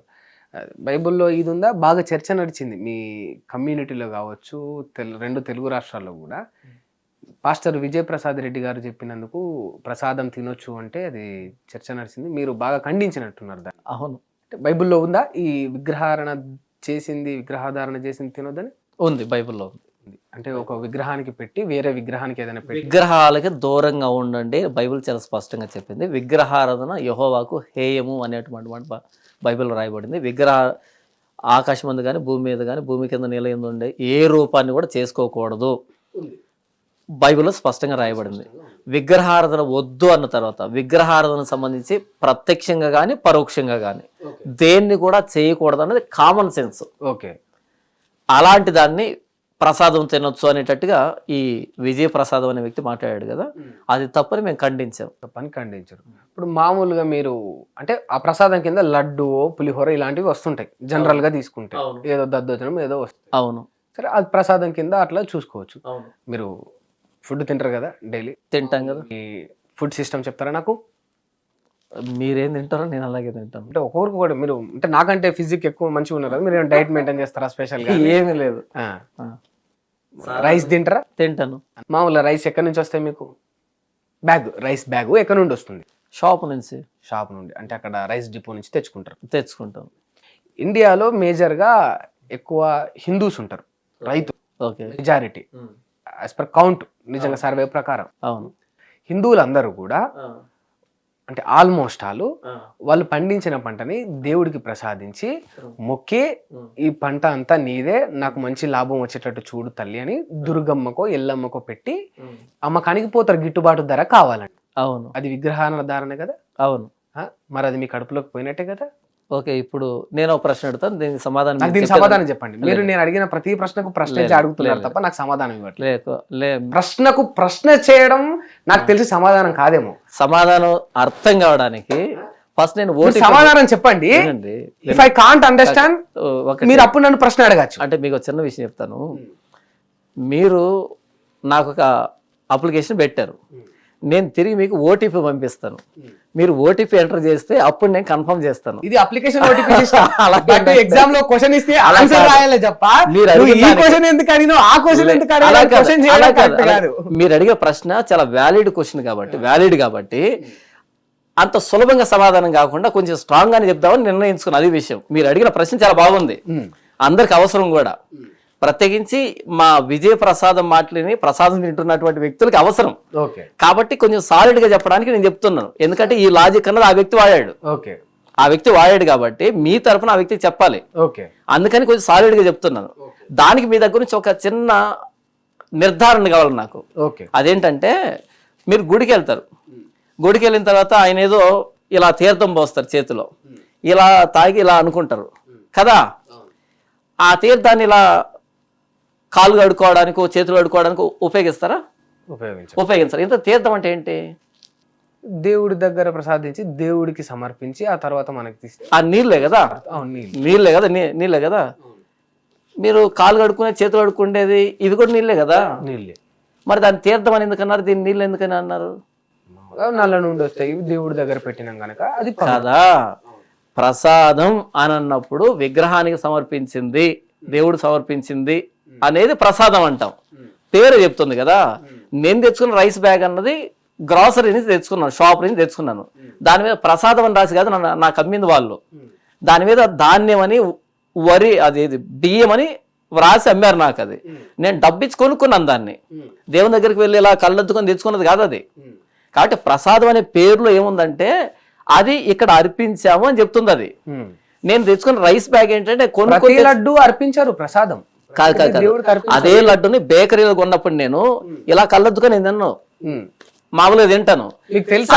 ఇప్పుడు నేను అలా కాదు. నా ప్రశ్న అసలు అంటే డివేట్ అవుతున్నారు. దేవుడి దగ్గర ఇప్పుడు మనకు ఒక గుడి నుండి వచ్చే ప్రసాదము అంటే, గుడి అంటే ఇప్పుడు యాదాద్రి టెంపుల్ ఉంది, అక్కడ నుండి మనం వెళ్ళి కొనుక్కునే లడ్డు పులిహోరను అది ప్రతిదీ దేవుడి దగ్గర పెట్టి పూజించారు. దేవుడికి పెట్టేది అలాగుంటది. భక్తులందరికీ పంపిణీ చేసేది దేవుడి కింద భక్తులకు ఇచ్చేది. అది అక్కడ ఉన్న అర్చకులు సంథింగ్ కొందరు వంట వాళ్ళు రెడీ చేసి అమ్ముతారు. అది ప్రసాదంగా అయినప్పుడు ఇప్పుడు ఎవరైతే వడ్లు ఒక వరి పండించిన ఆయన అక్కడ కొబ్బరికాయ కొట్టి అగరబత్తులు పెట్టి కుంకుమ పసం పెట్టి వరి కొంచెం కోసుకొని పోయి దేవతకు సమర్పించి, నేను నీ బిడ్డని, ఈ పంట నీది, నా పంటకు మంచి ధర కావాలని మొక్కినప్పుడు అది దేవుడిదే అవుద్ది కదా. అది అట్లయినప్పుడు ఇది కాదా? ఈ చిన్న విషయం ఎందుకో బాగా అటు ఈ విజయప్రసాదం కానీ మీరు కానీ బాగా కన్ఫ్యూజ్ అవుతున్నారు. మేము కన్ఫ్యూజ్ అవుతున్నాం, చాలా కన్ఫ్యూజ్ అవుతున్నారు. ఈత చెట్టు కిందకి వెళ్ళి పాలు తాగినా కళ్ళు తాగినట్టేనా ఒక సామెత. ఈత చెట్టు కిందకి వెళ్ళి పాలు తాగినా కళ్ళు తాగినట్టు. ఎందుకంటే అది కళ్ళు అమ్మేటువంటి ప్రదేశం అది ఈత చెట్టు అంటే. అక్కడికి వెళ్ళి నేను పాలు తాగుతున్నా అంటే కుదరదు. అలాగే ఈ యాదాద్రినో లేకపోతే తిరుమలనో ఏదైనా సరే అక్కడి నుంచి బయటకు వచ్చేదానికి పెట్టిన పేరు ప్రసాదం అని పేరు పెట్టారు. ఆ స్థలం కూడా అదే. అక్కడి నుంచి వచ్చేదాన్ని లడ్డుగా ఎవడు స్వీకరించడు, ప్రసాదంగానే స్వీకరిస్తారు. షాపులో ఎవడు ప్రసాదాన్ని అమ్మడు, బయట గ్రాసరీలో ఎవడు ప్రసాదాన్ని అమ్మడు. కాబట్టి ఇప్పుడు టెంకాయ కొట్టి మేము చేసినప్పుడు ప్రసాదం ఎందుకు కదా అంటే, అది ప్రసాదం కాదు, ధాన్యం అవుతుంది. ప్రసాదం కాదు, ధాన్యం. దేవుడి దగ్గర పెట్టి తీసుకొస్తేనే ప్రసాదం మీ లెక్క ప్రకారం. అంతేనా? అంతే. ఇప్పుడు గుట్ట దగ్గర, తిరుపతి కొండ దగ్గర రోజుకు కొన్ని వేల లడ్లు అమ్మబడతా ఉంటాయి. దేవుడి దగ్గర పెట్టే లడ్డు అసలు ఒకటి ఉంటది, కింద అమ్మబడేవన్నీ దేవుడి దగ్గర పెట్టరు. అలాంటప్పుడు అది ప్రసాదం కాదు మీ దృష్టిలో. అంటే మీకు ధాన్యానికి ప్రసాదానికి తేడా ఎందుకు అర్థం కావట్లేదు? అక్కడ వినండి, అక్కడ ఏమంటారు, ఒక రెప్లికా లాగా ఒక స్పెసిమెన్ లాగా ఒకటి పెట్టచ్చు, ఒక లడ్డు పెట్టచ్చు. కానీ మొత్తానికి అంతటికి పెట్టిన పేరు కూడా ప్రసాదం అనే. మొత్తానికి అందరూ పెట్టిన ప్రసాదం అనే. ఇవన్నీ అంటే మనుషులు పెట్టుకునే కదా. మనుషులు పెట్టారా ఇంకెవరు పెట్టారా కాదు నేను అంటున్నది. ఒకవేళ నేనేమంటున్నాను అంటే, ఒకవేళ అలాగైతే ఈరోజు ఈ సూపర్ మార్కెట్లో మనకు ఆలివ్స్ దొరుకుతున్నాయి కదా, ఆలివ్స్ దొరుకుతున్నాయి. ఆలివ్స్ ఎక్కడి నుంచి వస్తున్నాయి? ఇస్రాయేల్ నుంచి వస్తున్నాయి. ఇస్రాయేలీలు యెహోవాను అంగీకరించేవాళ్ళు. ఇప్పుడు యెహోవాను అంగీకరిస్తున్నారని ఆలివ్స్ తినే వాళ్ళందరూ దాని అర్థం కాదు కదా. అది పంట, అది ఫ్రూట్, అది ఫలం, అది అంతే. వాడు కొబ్బరికాయ కొడుతున్నాడు, ఊదిగడ్డలు వెలిగిస్తున్నాడు, అనవసరం. అది ఆ వ్యక్తికి సంబంధించింది. ధాన్యం రావాలని ఆ వ్యక్తి భక్తి అది, అంతేకాని ధాన్యం అంతా ప్రసాదం కాదు. అలాగైతే ధాన్యాన్ని ఎందుకు అమ్ముకుంటున్నాడు? ప్రసాదాన్ని అమ్ముకుంటున్నాడు, ధాన్యాన్ని అమ్ముకుంటున్నాడా? అంటే ధాన్యానికి పురుగుల మందు కొడుతున్నాడా, ప్రసాదానికి పురుగుల మందు కొడుతున్నాడా? అమ్ముతారు, ధాన్యాన్ని కూడా అమ్ముతారు. ఇప్పుడు పొలానికి పురుగు పట్టింది అనుకోండి, ధాన్యానికి పురుగు పట్టినట్ట లేకపోతే ప్రసాదానికి పురుగు పట్టినట్ట? ధాన్యానికి పట్టినట్టే కదా. కాబట్టి భక్తి ఆ వ్యక్తికి సంబంధించింది, ధాన్యం అనేది ప్రసాదం కాదు. ఇప్పుడు ఆ దేవుడు అంటే నేనేం అడుగుతున్నా, ఓకే మీరు చెప్పింది నాకు అర్థమైంది, ఐ అండర్స్టాండ్. మీరు ఏమంటున్నారు, గుడి దగ్గర ప్రత్యేకంగా ప్రసాదం అని పిలువబడేదే మాత్రం ప్రసాదం, ఇది పంట అవుద్ది అంటున్నారు. అవును. ఇప్పుడు ఆ వ్యక్తి దేవుడికి మొక్కి ఆ దేవుడి అనుగ్రహాన్ని కొలిచి దేవుడి దగ్గర కొంత సమర్పించుకొని దీనంతటికి నీ కరుణ దయ చూపమని చెప్పేది కొబ్బరికాయ సంథింగ్ ఏదో చేసినప్పుడు దానికి అదేది కూడా అంటదా అని అడుగుతున్నా. అంటదా? ఎందుకు అంటదో? ఒకవేళ అంటితే పురుగు పట్టకూడదు కదా. ఒకవేళ ఈ భక్తి కనుక ఆ ధాన్యానికి అంటితే పురుగు పట్టడం దేనికి? పురుగుల ముందు ఆగి రైతు సావడం దేనికి? కాబట్టి ప్రసాదానికి పురుగు పట్టదని మీరు ప్రసాదానికి పురుగు పడుతుందా? పట్టదు కదా. ప్రసాదానికి పురుగు పట్టకూడదు. ఒకవేళ ఈ భక్తి దానికి అంటుకుంటే, అంటుకోలేదు కాబట్టి పురుగు పడుతుంది, పురుగులు ముందు కొడుతున్నారు. కాబట్టి ఈ భక్తి ఆ వ్యక్తికి సంబంధించింది. అంటే ఇప్పుడు మీరు ఇంకొక పాయింట్ రైజ్ చేశారు ఇక్కడ, ఆ దేవుడిది ఏం పని చేయలేదు కనుక ఆ పంటకు అంటుకుంది. ఈ కొబ్బరికాయ కొట్టే దేవుడిది పని చేయలే, అది ఓకే, నేను ఒప్పుకోను. అంతేనా? అంతే, పని చేయలేదు అందుకే పంటకు పురుగు పడుతుంది అంటారు. మీరు చెప్పిన లాజిక్ ఉపయోగించాను నేనేం అడుగుతున్నా, అదంతా ప్రసాదం కాదని చెప్పేదానికి ఉపయోగించాను దాన్ని, అంతే. ప్రసాదం కాదు, ఓకే, పంటకు పురుగు పడుతుంది, అక్కడ భక్తి పని చేయలేదు అంటున్నారు. మరి కొబ్బరికాయ కొట్టినప్పుడు పురుగు పట్టినప్పుడు పని చేయనట్టే కదా. పని చేయలేదు అంటున్నారు, అంతే కదా. మీరు చెప్పండి, అది అంతే కదా, లాజిక్ అదే కదా. లేదు, నేను అట్లా అనట్లేదు. దుష్టశక్తులు వస్తాయి, ఎదుర్కొంటాడు తిరిగి పంట, దాన్ని దుష్టశక్తులు రాకుండా కదా. లేదు, అది ప్రారంభం. అంటే దుష్టశక్తులు ఒకలాగా ఉంటాయా? ఎప్పుడు ఒకేలాగా ఉంటాయి? ఇప్పుడు యేసుక్రీస్తు మనుషులు సృష్టించినప్పుడు ఇంకా అందరు మనుషులు మంచిగానే జీవిస్తున్నారా? చెడు, మంచి, అన్యాయాలు, దుర్మార్గాలు ఏమీ లేవా? కొబ్బరికాయకి యేసుప్రభు సంబంధం లేదు. ఫస్ట్ ఆఫ్ ఆల్ మనం కొబ్బరికాయ గురించి కొబ్బరికాయ దగ్గర మాట్లాడుకుందాం, యేసుప్రభు దాకా వద్దు. మీరు ఏవైనా లాజిక్లు చేయొచ్చు, ఏవైనా క్వశ్చన్లు చేయొచ్చు. ఒకటి, నేను ఇంత చీప్ గా దేవుణ్ణి వాడలే, మీరు వాడుకున్నారు అక్కడ. కాబట్టి దాని గురించి మాట్లాడుతున్నా గానీ, చీప్ ఏంటి? కొబ్బరికాయ కొట్టడం చీప్, కొబ్బరికాయ కొట్టడం చీప్ అని కాదు, మీరు ఆ లాజిక్ తీసుకోవడం చీప్ అని చెప్తున్నా. అసలు దానికి సంబంధం ఏంటి? అది ప్రసాదం ఎందుకు అవుతుంది, ధాన్యం అవుతుంది. ఆ చీప్ లాజిక్ ఎందుకు వాడుతున్నారని మాట్లాడుతున్నాను నేను. ధాన్యానికి ప్రసాదానికి తేడా తెలీదు. కాబట్టి యేసుప్రభు నేను అంత దిగదాచి ఎప్పుడు మాట్లాడను. ఓకే, సరే, ఈ అంశం పక్కన పెడితే మనం బైబుల్లో అసలు బూతులు ఉండవా? బైబుల్లో ఒక్క బూతు కూడా లేదు. ఒక్క బూతు కూడా ఉండదు. మరి ఎందుకు వీళ్ళందరూ కూడా చాలా మంది, రాధా మనోహర్ దాస్ లాంటి వాళ్ళు, మిగతా వాళ్ళు బైబుల్ అంటే ఒక బూతు బుక్ అని, బైబుల్ చదివే వాళ్ళందరూ గొర్రెలని ఈ రకంగా అంటా ఉన్నారు. ఈ రకమైన ప్రచారం ఎందుకు వస్తా ఉంది మరి? Okay, very good. మంచి వ్యక్తిని ఉదాహరణకు తీసుకున్నారు. ఆయన గురించినటువంటి ఆడియో ఒకటి బయటకు వచ్చింది ఆ మధ్య. ఆ ఆడియోలో ఒక అమ్మాయితో మాట్లాడుతూ, నేను 100 మంది పిల్లలు కనాలనుకుంటున్నాను అని అన్నాడు. ఆ దాసు పెట్టిన పేరు ఏంటంటే డిచ్కీ బాబా అని పేరు పెట్టారు. ఎందుకు డిచ్కీ అని పేరు? డిచ్కీ అంటే ఎందుకు వచ్చింది ఆ పేరు అంటే, కిచిడిని డిచ్కీ అని మాట్లాడాడు కదా ఆమెతో మాట్లాడుతూ. ఇప్పుడు చెప్పండి, పైకేమో సన్యాసి రూపాన్ని ధరించి లోపలేమో సన్యాసి కార్యక్రమాలు చేస్తున్నటువంటి ఇలాంటి వ్యక్తి దీన్ని బూతు పుస్తకం అన్నాడు అంటే అసలు ఆ వాక్యాన్ని తీసుకోవచ్చా? ఇప్పుడు ఇలాంటి సన్యాసికి ఇది ఎలా కనపడుతుంది? వ్యభిచరింపకూడదు అని ఉన్నటువంటి ఈ మాట ఎలా కనపడుతుంది ఈ సన్యాసికి? పైకేమో సన్యాసి రూపం ధరించి లోపలేమో సన్యాసి వేషాలు వేస్తూ, ఒక అమ్మాయి ఫోన్ చేసి 100 మంది పిల్లలు కనాలని ఉందని మాట్లాడినటువంటి ఈ డిచ్కీకి వ్యభిచరించకూడదు అనేటువంటి మాట బూత్గానే కనపడుతుంది. లేదు, నువ్వు ఎంతమందిని తిరిగినా సరే, ఎంతమందితో వ్యభిచారం చేసినా సరే, ఇది లోక కళ్యాణం అని చెప్తే అది నీతిగా కనబడుతుంది. అర్థమైందా? వాడు ఎలాంటోడైతే అలా కనపడుతుంది ఇది. వాడు ఆల్రెడీ 100 మందిని కనాలని ఈ సన్నాసి వేషాలు వేస్తున్నాడు కాబట్టి వ్యభిచరింపకూడదు అన్నది బూతుగానే కనపడుతుంది. అలా కాకుండా నువ్వు ఎంతమందితో తిరిగినా సరే అది లోక కళ్యాణం చేసేదేవుడు, చేయించుకునేదేవుడు నేనే అంటే అది నీతిగా కనపడవచ్చు. కాబట్టి ఇలాంటి వ్యక్తులు దీన్ని బూతు పుస్తకం అన్నారంటే నేను గర్వపడుతున్నా దానికి. బైబిల్లో ఒక అంశం ఉంటుందా అండి, మనం వేరే వాళ్ళని, క్రైస్తవంలో లేని వారిని ప్రభువును కొలిసేటట్టు చేయడం వల్ల మనకు పుణ్యం వస్తుందని ఉంటుందా? పుణ్యం కాదు, అది బాధ్యత, క్రైస్తవుడు బాధ్యత. ఎలాగంటే మీకు ఆరోగ్యం బాగలేదు, హైదరాబాద్లో ఏదో హాస్పిటల్ వెళ్ళారు, మంచి ట్రీట్మెంట్ ఇచ్చారు, చాలా బాగా ట్రీట్మెంట్ ఇచ్చారు, తక్కువ ధర తీసుకున్నారు, తక్కువ అమౌంట్ తీసుకున్నారు, మంచి ట్రీట్మెంట్ ఇచ్చారు. మీరు ఇంటికి వచ్చిన తర్వాత అదే జబ్బుతో ఇంకొకరు హాస్పిటల్ వెళ్తూ ఉంటే అమ్మమ్మ ఎక్కడికి వెళ్తున్నారు, పలానా హాస్పిటల్ వెళ్ళండి అని చెప్తారు మీరు. ఇది పుణ్యం కోసం కాదు, మీ బాధ్యత. ఎందుకంటే మీరు అక్కడ ఫెసిలిటీస్ని అనుభవించారు కాబట్టి మీ పొరుగు వారు వెళ్తూ ఉన్నప్పుడు పలానా హాస్పిటల్ వెళ్ళని చెప్పడం మీ బాధ్యత, మీ కనీస నైతిక ధర్మం అది. అలాగే ప్రభు అయిన యేసుక్రీస్తు అని నేను అంగీకరించినప్పుడు నన్ను ఆయన ఎలా మార్చాడన్నది నేను అనుభవిస్తూ ఉన్నప్పుడు, మీరు పాపలో బ్రతుకుతూ ఉన్నప్పుడు యేసు ప్రభు దగ్గరకు రండి, మీ జీవితం మార్చబడతాదని చెప్పడం నా నైతిక బాధ్యత. అది దాన్ని బేస్ చేసుకొని మీరు ప్రచారం చేస్తూ ఉంటారు. యేసు ప్రభు చెప్పాడు, మీరు సర్వలోకానికి వెళ్ళి సర్వ సృష్టికి సువార్త ప్రకటించండి, నమ్మి బాప్తిసం పొందిన వారు రక్షింపబడతారు, నమ్మని వారు శిక్ష విధించబడుతుంది. యేసు ప్రభు చెప్పినటువంటి ఆజ్ఞ అది, నా బాధ్యత, ఆయన ఆజ్ఞ కూడా అది. ఎందుకంటే ఆయన గురించి అనుభవించే నేను చెప్పకపోతే అనుభవించిన వ్యక్తికి ఎలా తెలుస్తుంది? కాబట్టి ప్రభు అయిన యేసుక్రీస్తు వారి గురించి చెప్పాలన్నది ఆయన ఆజ్ఞ, నా బాధ్యత, నా కనీస నైతిక ధర్మం అది. నా తోటి వ్యక్తి నశిస్తున్నప్పుడు ఆ వ్యక్తికి సత్యాన్ని తెలియజేయడం. ఇప్పుడు ఇళ్ళకి వచ్చిన తర్వాత మీరు జాన్ పాల్. అవును. ముందు మీ పేరు మణికంఠ స్వామి. మణికంఠ స్వామి. ఇప్పుడు కూడా మణికంఠ స్వామినే. ఆధార్ అప్పుడు మణికంఠ స్వామినే, ఇప్పుడు మణికంఠ స్వామినే. ఆధార్ కార్డులో ఏముంటుంది? నేను అదే మాట్లాడుతున్నాను. నేను మణికంఠ స్వామినే, నా పేరు మణికంఠ స్వామినే. నేమేం టోటల్ గా చేంజ్ చేసుకోలేదు మీరు? లేదు, నా పేరు మణికంఠ స్వామినే. ఓకే. అయితే క్రైస్తవ్యంలో నా పేరు జాన్ పాల్ గా కొంతమంది తెలుసు కానీ నన్ను మణికంఠ స్వామినే పిలుస్తారు.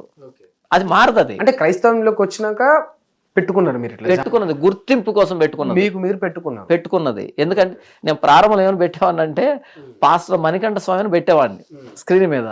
అప్పుడు చాలా మంది హైందవులు ఫోన్ చేసి అడిగారు నన్ను. ఏమని అడిగారు అంటే, నువ్వు యేసుప్రభు నమ్ముకున్నావు కదా, యేసుప్రభు నమ్ముకుంటే మీ పేరు పెట్టుకో, మరలా మణికంఠ స్వామి అంటే మమ్మల్ని రెచ్చగొడుతున్నావా అని అడిగారు. ఓకే. అందుకని వాళ్ళ కోసం వాళ్ళని గౌరవించి పాస్టర్ జాన్ పాల్ దేవుడి పేరు అవుద్ది కనుక, కాబట్టి పాస్టర్ మణికంఠ స్వామి అంటే మమ్మల్ని రెచ్చగొడుతున్నావా, కాబట్టి బైబిల్లో పేరు పెట్టుకో అన్నారు. వాళ్ళని గౌరవించి రెచ్చగొట్టినట్టు ఉంది కదా అది. కాబట్టి పాస్టర్ జాన్ పాల్ అని క్రైస్తవ గుర్తింపు పేరుగా పెట్టుకున్నాను తప్ప నా పేరు మణికంఠ స్వామినే. ఇప్పుడు కూడా అన్నిట్లలో సర్టిఫికెట్లో అదే ఉంటుంది. ఉంటది కూడా, అది మారదు. ఓకే.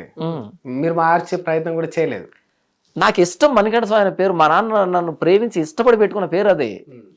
మణికంఠ స్వామి అని నన్ను ఎవరైనా పిలిచిన ప్రతిసారి మా నాన్న గుర్తొస్తారు నాకు. ఎందుకంటే మా నాన్న నన్ను ప్రేమించి పెట్టిన పేరు అది. అయితే జాన్ పాల్ అనేది క్రైస్తవంలో నా గుర్తింపు కోసం పెట్టుకున్న పేరు అది. ఓకే. అంతే తప్ప మణికంఠ స్వామి అంటే అదే భూత్ అని కాదు. మా నాన్న ఇష్టపడి ప్రేమించి పెట్టుకున్న పేరు అది. చాలా ఇష్టం నాకు అది. ఇప్పటికీ నా బంధువులు కానీ, నా స్నేహితులు కానీ, నా బయటలందరూ నా మణికంఠ స్వామి అని పిలుస్తారు నన్ను. అయితే యేసుప్రభు నమ్ముకున్న తర్వాత యేసుప్రభులో క్రిస్టియన్స్ పిలుస్తారు పాస్టర్ జాన్ పాల్ అని. నాకు 2 పేర్లు ఇష్టమే. ఓకే. ఇప్పుడు మీ ఫాదర్ హ్యాపీ ఉన్నాడా మీరు ఇట్లా ఈ మతంలో ఉన్నందుకు? మా నాన్న కూడా యేసుప్రభు నమ్ముకున్నాడు. మా నాన్న యేసుప్రభు నమ్ముకున్నాడు. మొత్తం ఎంటైర్ ఫ్యామిలీ అంతా, అమ్మ నాన్న అందరు వచ్చేసారు? వచ్చేసారు అందరు. మొట్టమొదటి మా చెల్లి యేసుప్రభు నమ్ముకుంది, తర్వాత నేను అంగీకరించాను, తర్వాత మా నాన్న నమ్మాడు. మీ నేటివ్ ఎక్కడ? మాది కడప జిల్లా. కడప జిల్లా. పుట్టి పెరిగిందంతా అక్కడే. లోకానికి అంత ప్రభు ఒక్కడే, ఆ ప్రభు యేసు ప్రభువే అని మీరు అంటున్నారు. అవును, బైబిల్ చెప్తుంది. బైబిల్ చెప్తుంది, బైబిల్ని మీరు అనుసరిస్తున్నారు, దాన్నే మీరు నిజమని ప్రకటిస్తున్నారు. ఓకే, ఇది బాగుంది. ఇంకొందరు వేరే వేరే మతస్థులు, హిందువులు, ముస్లింలు, ఇంకోరు వాళ్ళ దేవుణ్ణి వాళ్ళు నమ్ముతా ఉంటారు. మీరు చెప్పిన ఆధారాలు మీకు ఎట్లుంటే వాళ్ళకు కొన్ని ఉంటాయి. ఇదంతా ఒక కేటగిరీ. అసలు ఇదంతా కాకుండా ఇంకొకటి రెండోది ఉంటది. అసలు దేవుడే లేడు, ఇదంతా కల్పన, ఒక అభూత కల్పన. పాస్టర్లేమో క్రైస్తవ్యంలో ఉండే జీసస్ పేరు చెప్తూ, హిందువులు పురోహితులు ఇంకో పూజారులు అయి దేవుడి పేరు చెప్తూ, ముస్లింలు వాళ్ళ అల్లా పేరు చెప్తూ, కొందరు బాబాలు వీళ్ళందరూ కూడా వ్యక్తిగతంగా వీళ్ళు ఎలివేట్ కావడానికి, వ్యక్తిగతంగా వీళ్ళు ఎదగడానికి, డబ్బులు సంపాదించడానికి దేవుడు అనే ఒక భ్రమను, ఒక లేని రూపాన్ని, లేని పేరును వాడుకుంటుర్రు అని కొందరు నాస్తికులు చెప్తున్నారు. దీన్ని ఎంతవరకు ఏకీభవిస్తారు? నాస్తికుల గురించి బైబిల్ ఏం చెప్పిందంటే 14వ కీర్తనలో దేవుడు లేడని బుద్ధిహీనుడు తన హృదయంలో అనుకుంటాడు అని రాయబడింది. దేవుడు లేడని బుద్ధిహీనుడు తన హృదయంలో అనుకుంటాడని బైబిల్లో స్పష్టంగా రాయబడింది.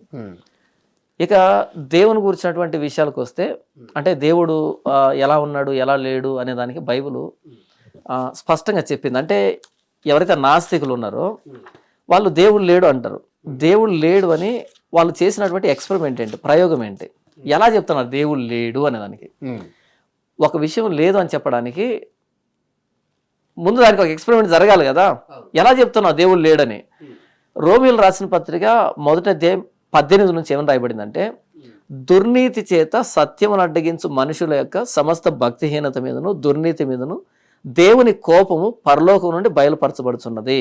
ఎందుకనగా దేవుని గూర్చి తెలియ శక్యమైనదేదో అది వారి మధ్య విషదమై ఉన్నది, దేవుడు అది వారికి విషదపరచను. ఆయన అదృశ్య లక్షణములు అనగా ఆయన నిత్య శక్తియు దేవత్వమును జగదుత్పత్తి మొదలుకొని సృష్టించబడిన వస్తువులను ఆలోచించటం వలన తేటపడుతున్నవి కనుక వారు నిరుత్తరులై ఉన్నారు అని రాయబడింది. అంటే దేవుని గురించినటువంటి ఆనవాళ్ళు పుష్కలంగా ఉన్నాయి ప్రపంచంలో. దేవుడు సృష్టించే ప్రతి వస్తువును ఆలోచించడాన్ని బట్టి దేవుని నిత్యత్వం, దేవుని అదృశ్య లక్షణాలు బయలుపరచబడుతున్నాయని బైబిల్ స్పష్టంగా చెప్పింది. కీర్తనలో కూడా ఏంటంటే, పగటికి పగలు బోధ చేస్తున్నది, రాత్రికి రాత్రి జ్ఞానం తెలుపుతున్నది అని చెప్పబడింది. ఈ సృష్టిని ఆలోచించినప్పుడు దేవుడు అర్థమవుతాడు, దేవుని లక్షణాలు బోధపడతాయని బైబిల్ స్పష్టంగా చెప్పిన తర్వాత, ఇప్పుడు దేవుడు లేడని నాస్తికులు ఎలా మాట్లాడుతున్నారు? దేన్ని ఆధారం చేసుకొని దేవుడు లేడు అని చెప్తున్నారు? దేవుడు లేడు అని చెప్తున్నారు. ఉదాహరణకి గ్రావిటేషనల్ ఫోర్స్ ఉంది కదా, గ్రావిటీ ఉంది. మరి గ్రావిటీ అన్నది మనం కనిపెట్టుకున్నామా, సృష్టిలో ఉండేటువంటి నియమమా? అది గ్రావిటీ అనేది సృష్టిలో ఉండే నియమమా? మనం గుర్తించాం అంతే. అదే కదా బైబిల్ చెప్తున్నది, ఆయన నిత్య శక్తి, ఆయన అదృశ్య లక్షణాలు అని చెప్పబడింది కదా. ఫైన్ ట్యూనింగ్ అంటాం. ఈ యూనివర్స్ అనేది ఫైన్ ట్యూన్ అయింది. అంటే దేని కక్షలో అది తిరుగుతూ ఉంది, దేని స్పీడ్లో అది తిరుగుతూ ఉంది. ఏ చిన్న తేడా వచ్చినా సరే యూనివర్స్ కొలాప్స్ అయిపోతుంది. ఈ మొత్తం ఈ భ్రమణంలో ఈ ఫైన్ ట్యూనింగ్ అనేది ఎలా జరిగింది? ఈ జంతువులు ఎక్కడి నుంచి వచ్చాయి? మానవుడు ఎలా వచ్చాడు? ఈ పుట్టడం ఏంటి, చనిపోవడం ఏంటి, ఈ కాలం ఏంటి, పదార్థం ఏంటి, ఈ విశ్వం ఏంటి, ఇవన్నీ వీటన్నిటికీ సమాధానాలు కావాలి. ఇవన్నీ బేసిక్ క్వశ్చన్స్, ఇవన్నీ ఫండమెంటల్ క్వశ్చన్స్. ఇవన్నీ దేవుడు మాత్రమే వీటన్నిటికి సమాధానం. దేవుడు మాత్రమే వీటన్నిటికి సమాధానం. ఆది యందు దేవుడు భూమి ఆకాశమును సృజించెను, ఆది యందు దేవుడు భూమి ఆకాశం సృజించెను అని బైబిల్ ప్రారంభమవుతుంది. దేవుడు ఉన్నాడా లేడా అని కాదు బైబిల్ ప్రారంభమైంది. ఆది యందు దేవుడు భూమి ఆకాశం సృజించెను, దేవుడు చేశాడు అని బైబిల్ ప్రారంభమైంది. ఆకాశాన్ని దేవుడు సృష్టించాడు. అవును, మొత్తం యూనివర్స్ ని దేవుడు చేశాడు అని ప్రారంభమైంది బైబిల్. దేవుడు ఉన్నాడా లేదని కాదు. కీర్తన గ్రంథంలో రాయబడిన మాట ఏంటంటే, దేవుడు లేడని బుద్ధిహీనుడు తన హృదయంలో అనుకుంటాడు అని. బుద్ధిహీనుడు అని పిలిచింది దేవుడు లేడనే వాళ్ళని. దేవుడు లేకపోతే ఈ సృష్టి ఎలా జరిగింది? సరే, ఎవరైతే దేవుడు లేడు అంటున్నారో వాళ్ళు ఏం చేస్తారు అంటే, ఒక 200 సంవత్సరాలు బ్రతికి 201వ సంవత్సరంలో చెప్పాలి దేవుడు లేడని. లేదు, అందరితో పాటు చనిపోతూ దేవుడు లేడంటే ఒప్పుకునేది లేదు. దేవుడు ఉన్నాడు, ఆయన చేతిలో మన కాలగతులు ఉన్నాయని బైబిల్ చెప్పబడింది. మానవుని కాలగతులు దేవుని చేతిలో ఉన్నాయి. మానవుడి జననం కానీ మరణం కానీ దేవుని చేతిలో ఉన్నాయని బైబిల్లో రాయబడింది. దేవుడు నియంత్రిస్తున్నాడు ఇదంతటిని. అలా కాకుండా 200 సంవత్సరాలు బ్రతికి 201వ సంవత్సరంలో దేవుడు లేడు, నేను 200 సంవత్సరాలు బ్రతికానని చెప్పండి. సాధ్యం కాదు. ఈ సృష్టిలో దేన్ని తయారు చేయలే, తను తాను నియంత్రించుకోలేడు. దేవుడు లేడని ఎలా చెబుతున్నావు? దేవుడు లేకపోతే ఈ సృష్టి ఎలా వచ్చింది? నీవు కానీ సృష్టించావా? ఎవరు సృష్టించారు ఈ సృష్టిని? నిన్నగాక మొన్న పుట్టావు, ఇప్పుడు వచ్చి దేవుడు లేడంటే ఎప్పటి నుంచి ఉన్నావు? ఎక్కడెక్కడ వెతికావు? ఆయన లేడని చెప్పడానికి నువ్వు చేసినటువంటి ఎక్స్పెరిమెంట్ ఏంటి, ప్రయోగం ఏంటి? ఎలా ఒక నిర్ధారణకు వచ్చావు దేవుడు లేడని? అదేంటంటే కనబడట్లేదు కదా అంటే, గాలి కూడా కనబడట్లేదు కదా, ప్రేమ కనిపించట్లేదు కదా, కోపం కనిపించట్లేదు కదా, ఆకలి అనేది కనిపించట్లేదు కదా, అన్ని కంటికి కనిపించాలనే రూల్ ఏమి లేదు కదా, కంటికి కనిపించడం ప్రతిదీ లేదని అర్థం కాదు కదా. అలాగైతే సూక్ష్మజీవులు కంటికి కనిపించవు, దాని అర్థం అది లేదని కాదు కదా, అది లేదని కాదు కదా. అలాగే మనం గ్యాలక్సీల గురించి మాట్లాడతాం, మిల్కీ వే అంటాం, ఇంకోటి అంటాం, ఇంకా ఏంటంటే మాట్లాడతాం కదా, అవన్నీ ఎక్కడున్నాయి ఇంతకీ, మన కంటికి కనిపించట్లేదు కదా. ఇన్ని లైట్ ఇయర్స్ దాటిన తర్వాత ఇది ఉందంటున్నాం, మన కంటికి కనిపించట్లేదు కదా. కాబట్టి ఏంటంటే కంటికి కనిపించిన ప్రతిదీ లేదని అర్థం కాదు, దాన్ని చూసే శక్తి కంటికి లేదని అర్థం, దాన్ని చూసే శక్తి కంటికి లేదని అర్థం. ఇప్పుడు నాకు ఇక్కడ ఒక మాట చెప్తున్నా వినండి. ఆది యందు దేవుడు భూమి ఆకాశం సృజించను అంటే ఈ సృష్టికి బయట ఉన్నాడు దేవుడు అని అర్థం, సృష్టిలో లేడని. భూమి ఆకాశం సృజించాడు అంటే సృష్టి బయట ఉన్నాడని, సృష్టి లోపల ఉన్నాడని కాదు. మానవుడు ఎక్కడున్నాడు? సృష్టి లోపల ఉన్నాడు, భూమి మీద ఉన్నాడు. భూమి ఎక్కడుంది? ఈ మొత్తం సృష్టిలో ఒక ఇసుకరీరం అంతా, ఒక ధూళికణం అంత పరిమాణం ఉండేటువంటి గడ్డ భూభాగం, ఈ మొత్తం యూనివర్స్తో పోల్చుకుంటే. బైబిల్ ఎలా ప్రారంభమైంది? దేవుడు ఆది యందు దేవుడు భూమి ఆకాశం సృజించాడు అంటే ఈ మొత్తం యూనివర్స్ బయట ఉన్నాడు దేవుడు. ఈ ధూళి కనువున్నంత పరిమాణంలో ఉన్న ఇక్కడ ఉన్నటువంటి మానవుడు ఈ యూనివర్స్ బయట ఉన్నటువంటి దేవుడిని ఎలా చూడగలడు? కాబట్టి దేవుడు లేడు అనుకునేవాడు బుద్ధిహీనుడు. ఈ సృష్టిని ఆలోచించినప్పుడు, సృష్టి ధర్మాన్ని ఆలోచించినప్పుడు, సృష్టిలో ప్రతి విషయంలో దేవుని చేతి పని కనపడుతుంది, దేవుని అదృశ్య లక్షణాలు కనపడతాయి, దేవుని నిత్య శక్తి కనపడుతుంది. కాబట్టి ఇంత స్పష్టంగా దేవుని ఆనవాళ్ళు ఉన్నప్పుడు దేవుడు లేడనుకునేవాడు బుద్ధిహీనుడు అని బైబిల్ చెప్పింది. ఓకే, నాకు ఫస్ట్ లో ఒకటి చెప్పారు కదా, అంటే దేవుడు ఇద్దరిని సృష్టించాడు, ఆదాము హవ్వ. వాళ్ళిద్దరి నుంచి ఈ సృష్టి అంతా మొదలైంది, మొత్తం మానవ జాతి వచ్చింది వాళ్ళిద్దరి నుండే, మొత్తం వాళ్ళ నుండే. మరి ఈ కుక్కలు, కుందేళ్ళు, పాములు ఇవన్నీ ఎట్లా వచ్చినాయి? సృష్టి వీళ్ళకంటే ముందు దేవుడు చేసినటువంటి సృష్టి, కలుగును కాక అంటే కలిగినటువంటి సృష్టి, వాటిని కూడా దేవుడే చేశాడు. అంటే ఈ రకరకాల జంతువులని, ప్రతి దాన్ని, ఈ యూనివర్స్ లో ఉన్న ప్రతి దాన్ని దేవుడే చేశాడు, దేవుడే కారణం. ఓకే, ఇప్పుడు ఆదాము హవాకు ఆదాము హవా అని పేర్లు పెట్టింది కూడా దేవుడే. ఆదాము అంటే మానవుడు అని, అది పేరు కాదు, అంటే వాళ్ళకు నామకరణం కాదు, అంటే నామకరణంగానే పరిగణించబడింది అది. ఆదాము అంటే మానవుడు అని. ఓకే, హవ్వ అంటే జీవం కలిగిన ప్రతి వానికి తల్లి అని, ఆయన తండ్రి అని ఈవిడ తల్లి అని. అట్లా మొదటి మానవులు అట్లా. ఇప్పుడు ఈ కుక్కలు, కుందేళ్ళు ఇవన్నిటికి కూడా దేవుడు సృష్టి, దేవుని సృష్టి, ఇవన్నీ దేవుడి సృష్టిలో ఇవన్నీ అయినాయి కదా భాగం. వీటికి కూడా పేర్లు దేవుడి ద్వారా పెట్టబడ్డా, అంటే ఇది సింహము, ఇది ఆదాం పెట్టాడు, ఆదాం చేత దేవుడు పెట్టించాడు అని బైబిల్లో రాయబడింది. ఇవన్నిటికి ఇది చెట్టు, అది ఆ మొక్క, ఇది ఈ పాము, ఇవన్నీ కూడా. అవును, ఇంత పెద్ద సృష్టిలో ఇద్దరే, ప్రారంభం ఇద్దరు. ఇది కొంచెం అంటే హాస్యాస్పదంగా ఉంది, నాకు హాస్యాస్పదంగా ఉంది. అంటే ప్రారంభంలో ఇద్దరే ఉంటారు అనేది హాస్యాస్పదంగా మీకు అనిపిస్తే, ఇలా మీరు హాస్యాస్పదంగా అనుకుంటారు, నాకు హాస్యాస్పదంగా ఉంది.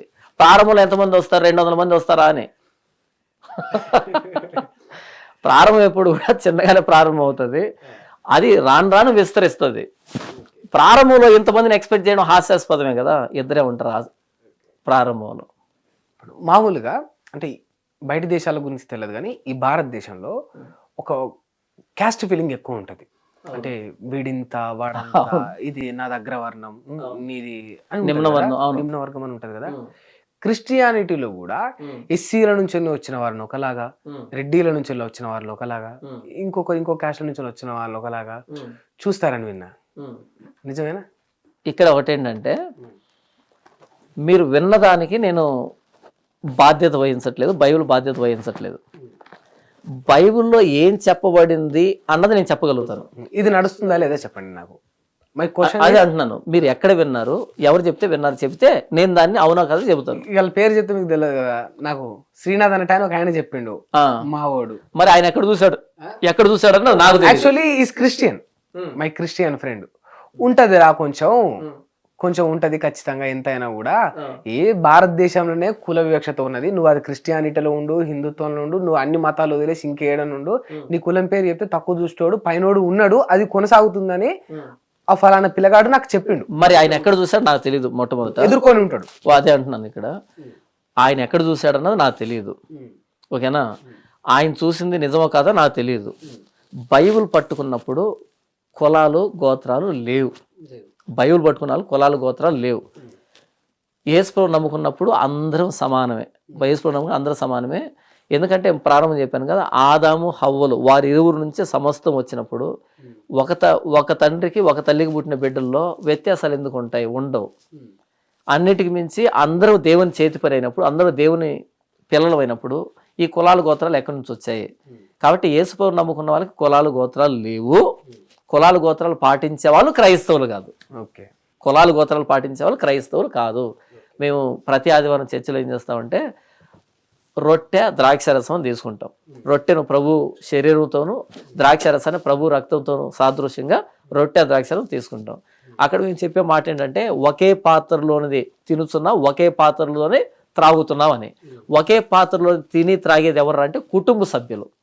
చర్చిలో ప్రతి ఆదివారం యేసుప్రభు రొట్టెను ద్రాక్షరసాన్ని తీసుకున్నటువంటి చర్చిలో వ్యక్తులు, ఒకడు ఎక్కువ కులం ఒకడు తక్కువ కులం ఎందుకు అవుతాడు? ఒకే పాత్రలో భోజనం, ఒకే పాత్రలో పానీయం అంటే ఒక కుటుంబం అవుతుంది. ఒక కుటుంబంలో ఇన్ని కులాలు ఎందుకు వస్తాయి, ఇన్ని గోత్రాలు ఎందుకు వస్తాయి? కాబట్టి ప్రతి ఆదివారం చర్చికి వెళ్ళి ప్రభు బలిలో చేవేసేటువంటి నిజంగా నికార్సుగా చేవేసేటువంటి ఎవడు కూడా కులాన్ని గోత్రాన్ని పట్టించుకోకూడదు.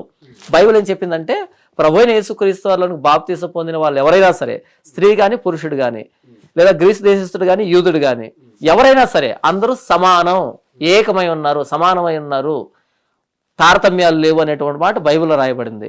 ప్రభు అయిన యేసుక్రీస్తు సువార్త విషయంలో మోమాటం గలవారై ఉండకండి, ఒకరిని పై స్థానంలోనూ ఇంకొకరిని కింది స్థానంలో కూర్చోబెట్టకండి అని యాకోబు పత్రికలో రాయబడింది. కాబట్టి కులాలు గోత్రాలు లేవని చెప్పేటువంటి ఈ బైబిల్ పట్టుకొని మరలా కులాలు గోత్రాలు పాటిస్తే వాళ్ళు క్రైస్తవులు ఎందుకు అవుతారు? క్రైస్తవంలో ఇలాంటివి ఉండకూడదు. బైబిల్ దానికి వ్యతిరేకము. ఒకవేళ ఎవరైనా పాటిస్తే కనుక అది వాడి వ్యక్తిగతమైన తప్పిదం అవుతుంది తప్ప అది బైబిల్ బోధించినట్టుగా క్రైస్తవమైన దానికి సంబంధం లేదు. ఓకే, సరే, ఇంకొక ప్రశ్న. భారతదేశం అందరు ఇక్కడ ఉన్న చాలా ఎందరు హిందువులందరూ కూడా ఇది హిందూ దేశం అని చెప్తారు. ఇది హిందూ దేశమేనా? కాదా? ఇది ఏం దేశం? ఇది సెక్యులర్ కంట్రీ. సెక్యులర్ కంట్రీ అని ఎవరు చెప్పారు మీకు? సెక్యులర్ కంట్రీ అని ఎవరు చెప్పారు మీకు? సెక్యులర్ కంట్రీ ఎవరు చెప్పారు? అసలు ఆ ప్రశ్న ఏమడుగుతున్నా, హిందూ దేశం మన భారతదేశాన్ని వినండి, భారతదేశాన్ని నడిపిస్తున్నది రాజ్యాంగమా లేకపోతే క్లారిటీ భారతదేశాన్ని నడిపిస్తున్నది, భారతదేశం ఆధారపడి ఉన్నది రాజ్యాంగం మీదనా లేకపోతే హిందూ గ్రంథాల మీదనా? భారతదేశం రాజ్యాంగం పైన ఆధారపడి. మరైతే సెక్యులర్ కంట్రీ కదా. రాజ్యాంగం అనేది మతానికి సంబంధించిందా? లేదు, దానికి మతానికి సంబంధం లేదు. కాకపోతే ఇక్కడ రాజ్యాంగం కంటే ముందు కూడా హిందూ ఆనవాళ్ళు కావచ్చు, హిందూ దేవదేవతలకు సంబంధించినవన్నీ ఉంటాయి కనుక వీళ్ళు ఏమంటున్నారంటే ఇది హిందూ దేశం. ఎవరు అంటున్నారు? రాజ్యాంగం అంటున్నారు. హైందవులు అందరూ. Let me complete. నేను కంప్లీట్ చేసిన తర్వాత క్లారిటీ ఏమంటున్నానంటే ఇక్కడ రాజ్యాంగం కంటే కూడా మొదలు హిందూ ఆనవాళ్ళు ఉన్నాయి, మా దేవదేవతలకు సంబంధించినవి ఇక్కడ ఉన్నాయి, మేము అంతా హిందువులం, ఇది మా హిందూ దేశం అని చెప్తారు. తర్వాత కాలక్రమేపాన ఈ కాలం గడుస్తున్న కొద్దీ బ్రిటిషర్లు వచ్చిండ్రు, ఇక్కడ హిందూ దేశాన్ని జప్తు చేసుకున్నారు, వాళ్ళు ఇక పాలిస్తూ ఉన్నారు, వాళ్ళు ఏలిండ్రు. తర్వాత మెల్లగా ఇక్కడ అంచెలంచెలుగా క్రిస్టియానిటీ రకరకాలుగా పెరిగింది. ఇది ట్రూత్, ఇది వాస్తవం, కళ్ళకు కనపడే వాస్తవం మనకు. అవునా కాదా? అంటే మీరే వాస్తవం, మీరు ఇదే నిజం అని చెప్తున్నప్పుడు క్రిస్టియానిటీ ఎట్లా వచ్చింది భారతదేశం? మీరు ఇంకా ప్రశ్న అడగకుండానే మీరే నిర్ధారణ చేసుకున్నారు. ప్రశ్న అడగాలి, నాకు తెలిసిన నిజాన్ని నేను చెప్పాలి కదా. మీకు తెలిసిన నిజం కాదు, మీకు తెలిసిన సమాచారాన్ని మీరు చెప్పారు తప్ప నిజాన్ని కాదు మీరు చెప్పింది. మీరు డిక్లేర్ చేస్తున్నారు నా సమాచారం అది. లేదు. ఒకటి ఏంటంటే ఇది హిందూ దేశం అని హైందవులందరూ చెప్పరు. మరొకసారి చెప్తున్నాను, ఇది హిందూ దేశం అని హైందవులందరూ చెప్పరు. హైందవ్యంలో కొంతమంది మతోన్మాదంతో రగిలిపోతున్నటువంటి వ్యక్తులు ఉన్నారు. మీరు ఇంతకుముందు మీరు చెప్పారు, ఒక దాస్ అని ఒకటి చెప్పాడు కదా, ఆ దాస్ అనో లేకపోతే ఇంకొకటి ఈ మధ్య ఈ మతం రంగు పులుముకొని వచ్చినటువంటి ఈ రాజకీయ పార్టీల కోసం కొమ్ము కాస్తున్న వ్యక్తులు కొంతమంది ఉన్నారు. వాళ్ళు హైందవుల మెదడులో చొప్పించే ప్రయత్నం చేస్తున్నారు ఈ హిందూ దేశం అని. ఏ హిందూ అన్నాడు? ఎందుకంటే చదువుకున్నారు కదా, చదువుకున్న యువకుడు కూడా ఇది హిందూ దేశం అంటే ఇది భిన్నత్వంలో ఏకత్వం కలిగినటువంటి దేశం. ఇది రాజ్యాంగాన్ని బట్టి పరిపాలించబడుతున్నటువంటి దేశం. ఇది సెక్యులర్ కంట్రీ, లౌకిక దేశం, ప్రజాస్వామ్య దేశం. ఏ మతం పెద్దది కాదు, ఏ మతం చిన్నది కాదు. ఇక్కడ అందరికీ సమానమైన హక్కు, సమానమైన హోదా ఇవ్వబడింది. సెకండ్ గ్రేడ్ సిటిజన్షిప్ ఎవరికి లేదు. ఇక్కడ అందరం భారతదేశ పౌరులమే. కన్యాకుమారి మొదలుకొని జమ్మూ కాశ్మీర్ వరకు అందరం కూడా ఒకే హక్కు కలిగినటువంటి వ్యక్తులమే, ఒక కులం ఒక మతం పెద్దదని ఒక మతం చిన్నదని లేదు ఇక్కడ అని హైందవులు కానీ క్రైస్తవులు కానీ ముస్లిం కానీ అందరూ చదువుకున్నాం ఇక్కడ. అయితే ఈ మధ్య మతాన్ని ప్రమోట్ చేయడానికి, క్షమించండి, రాజకీయాన్ని ప్రమోట్ చేయడానికి మతం రంగు పులుకున్నటువంటి కొంతమంది కుహనా మేధావులు వచ్చి వాళ్ళు చొప్పిస్తున్నారు ఇది హైందవ దేశం అని. అంతే తప్ప హైందవులందరూ ఏమి హైందవ దేశం అనుకోవట్లేదు, మీరు కూడా అనుకోవట్లే. భిన్నత్వంలో ఏకత్వం కలిగినటువంటి దేశం మనం చదువుకున్నాం, అవునా? అందరూ ఇక్కడ సమానమే, ఎవడు ఎక్కువ తక్కువ కాదు ఇక్కడ. కాబట్టి ఇది హిందూ దేశం కాదు, ఇది సెక్యులర్ కంట్రీ. ఇది అందరికీ సమానమైన హక్కు ఇవ్వబడింది ఇక్కడ. హిందూ దేశం అని ఎందుకంటాం దీన్ని? హిందూ దేశం కాదు ఇది. సింధు నదిని హిందూ నదిని పిలిచారు పర్షియన్స్. సింధు నదిని హిందూ నది ఎందుకంటే వాళ్ళ వర్ణమాలలో సి లేదు కాబట్టి హిందూ నదిని పిలిచారు. అలా హిందూ దేశం అని వచ్చింది తప్ప అదే మతానికి సంబంధించింది కాదు. హిందూ అనేది మతానికి సంబంధించింది కాదు అది. కాబట్టి హిందూ దేశం కాదు, సెక్యులర్ కంట్రీ ఇది. అందరికీ సమానత్వం ఉంది ఇక్కడ. మన రాజ్యాంగ పీఠికలో రాసుకున్నాం కదా, రాజ్యాంగ పీఠికలో మనం రాసుకుంది ఏంటి? అందరం సమానం అని.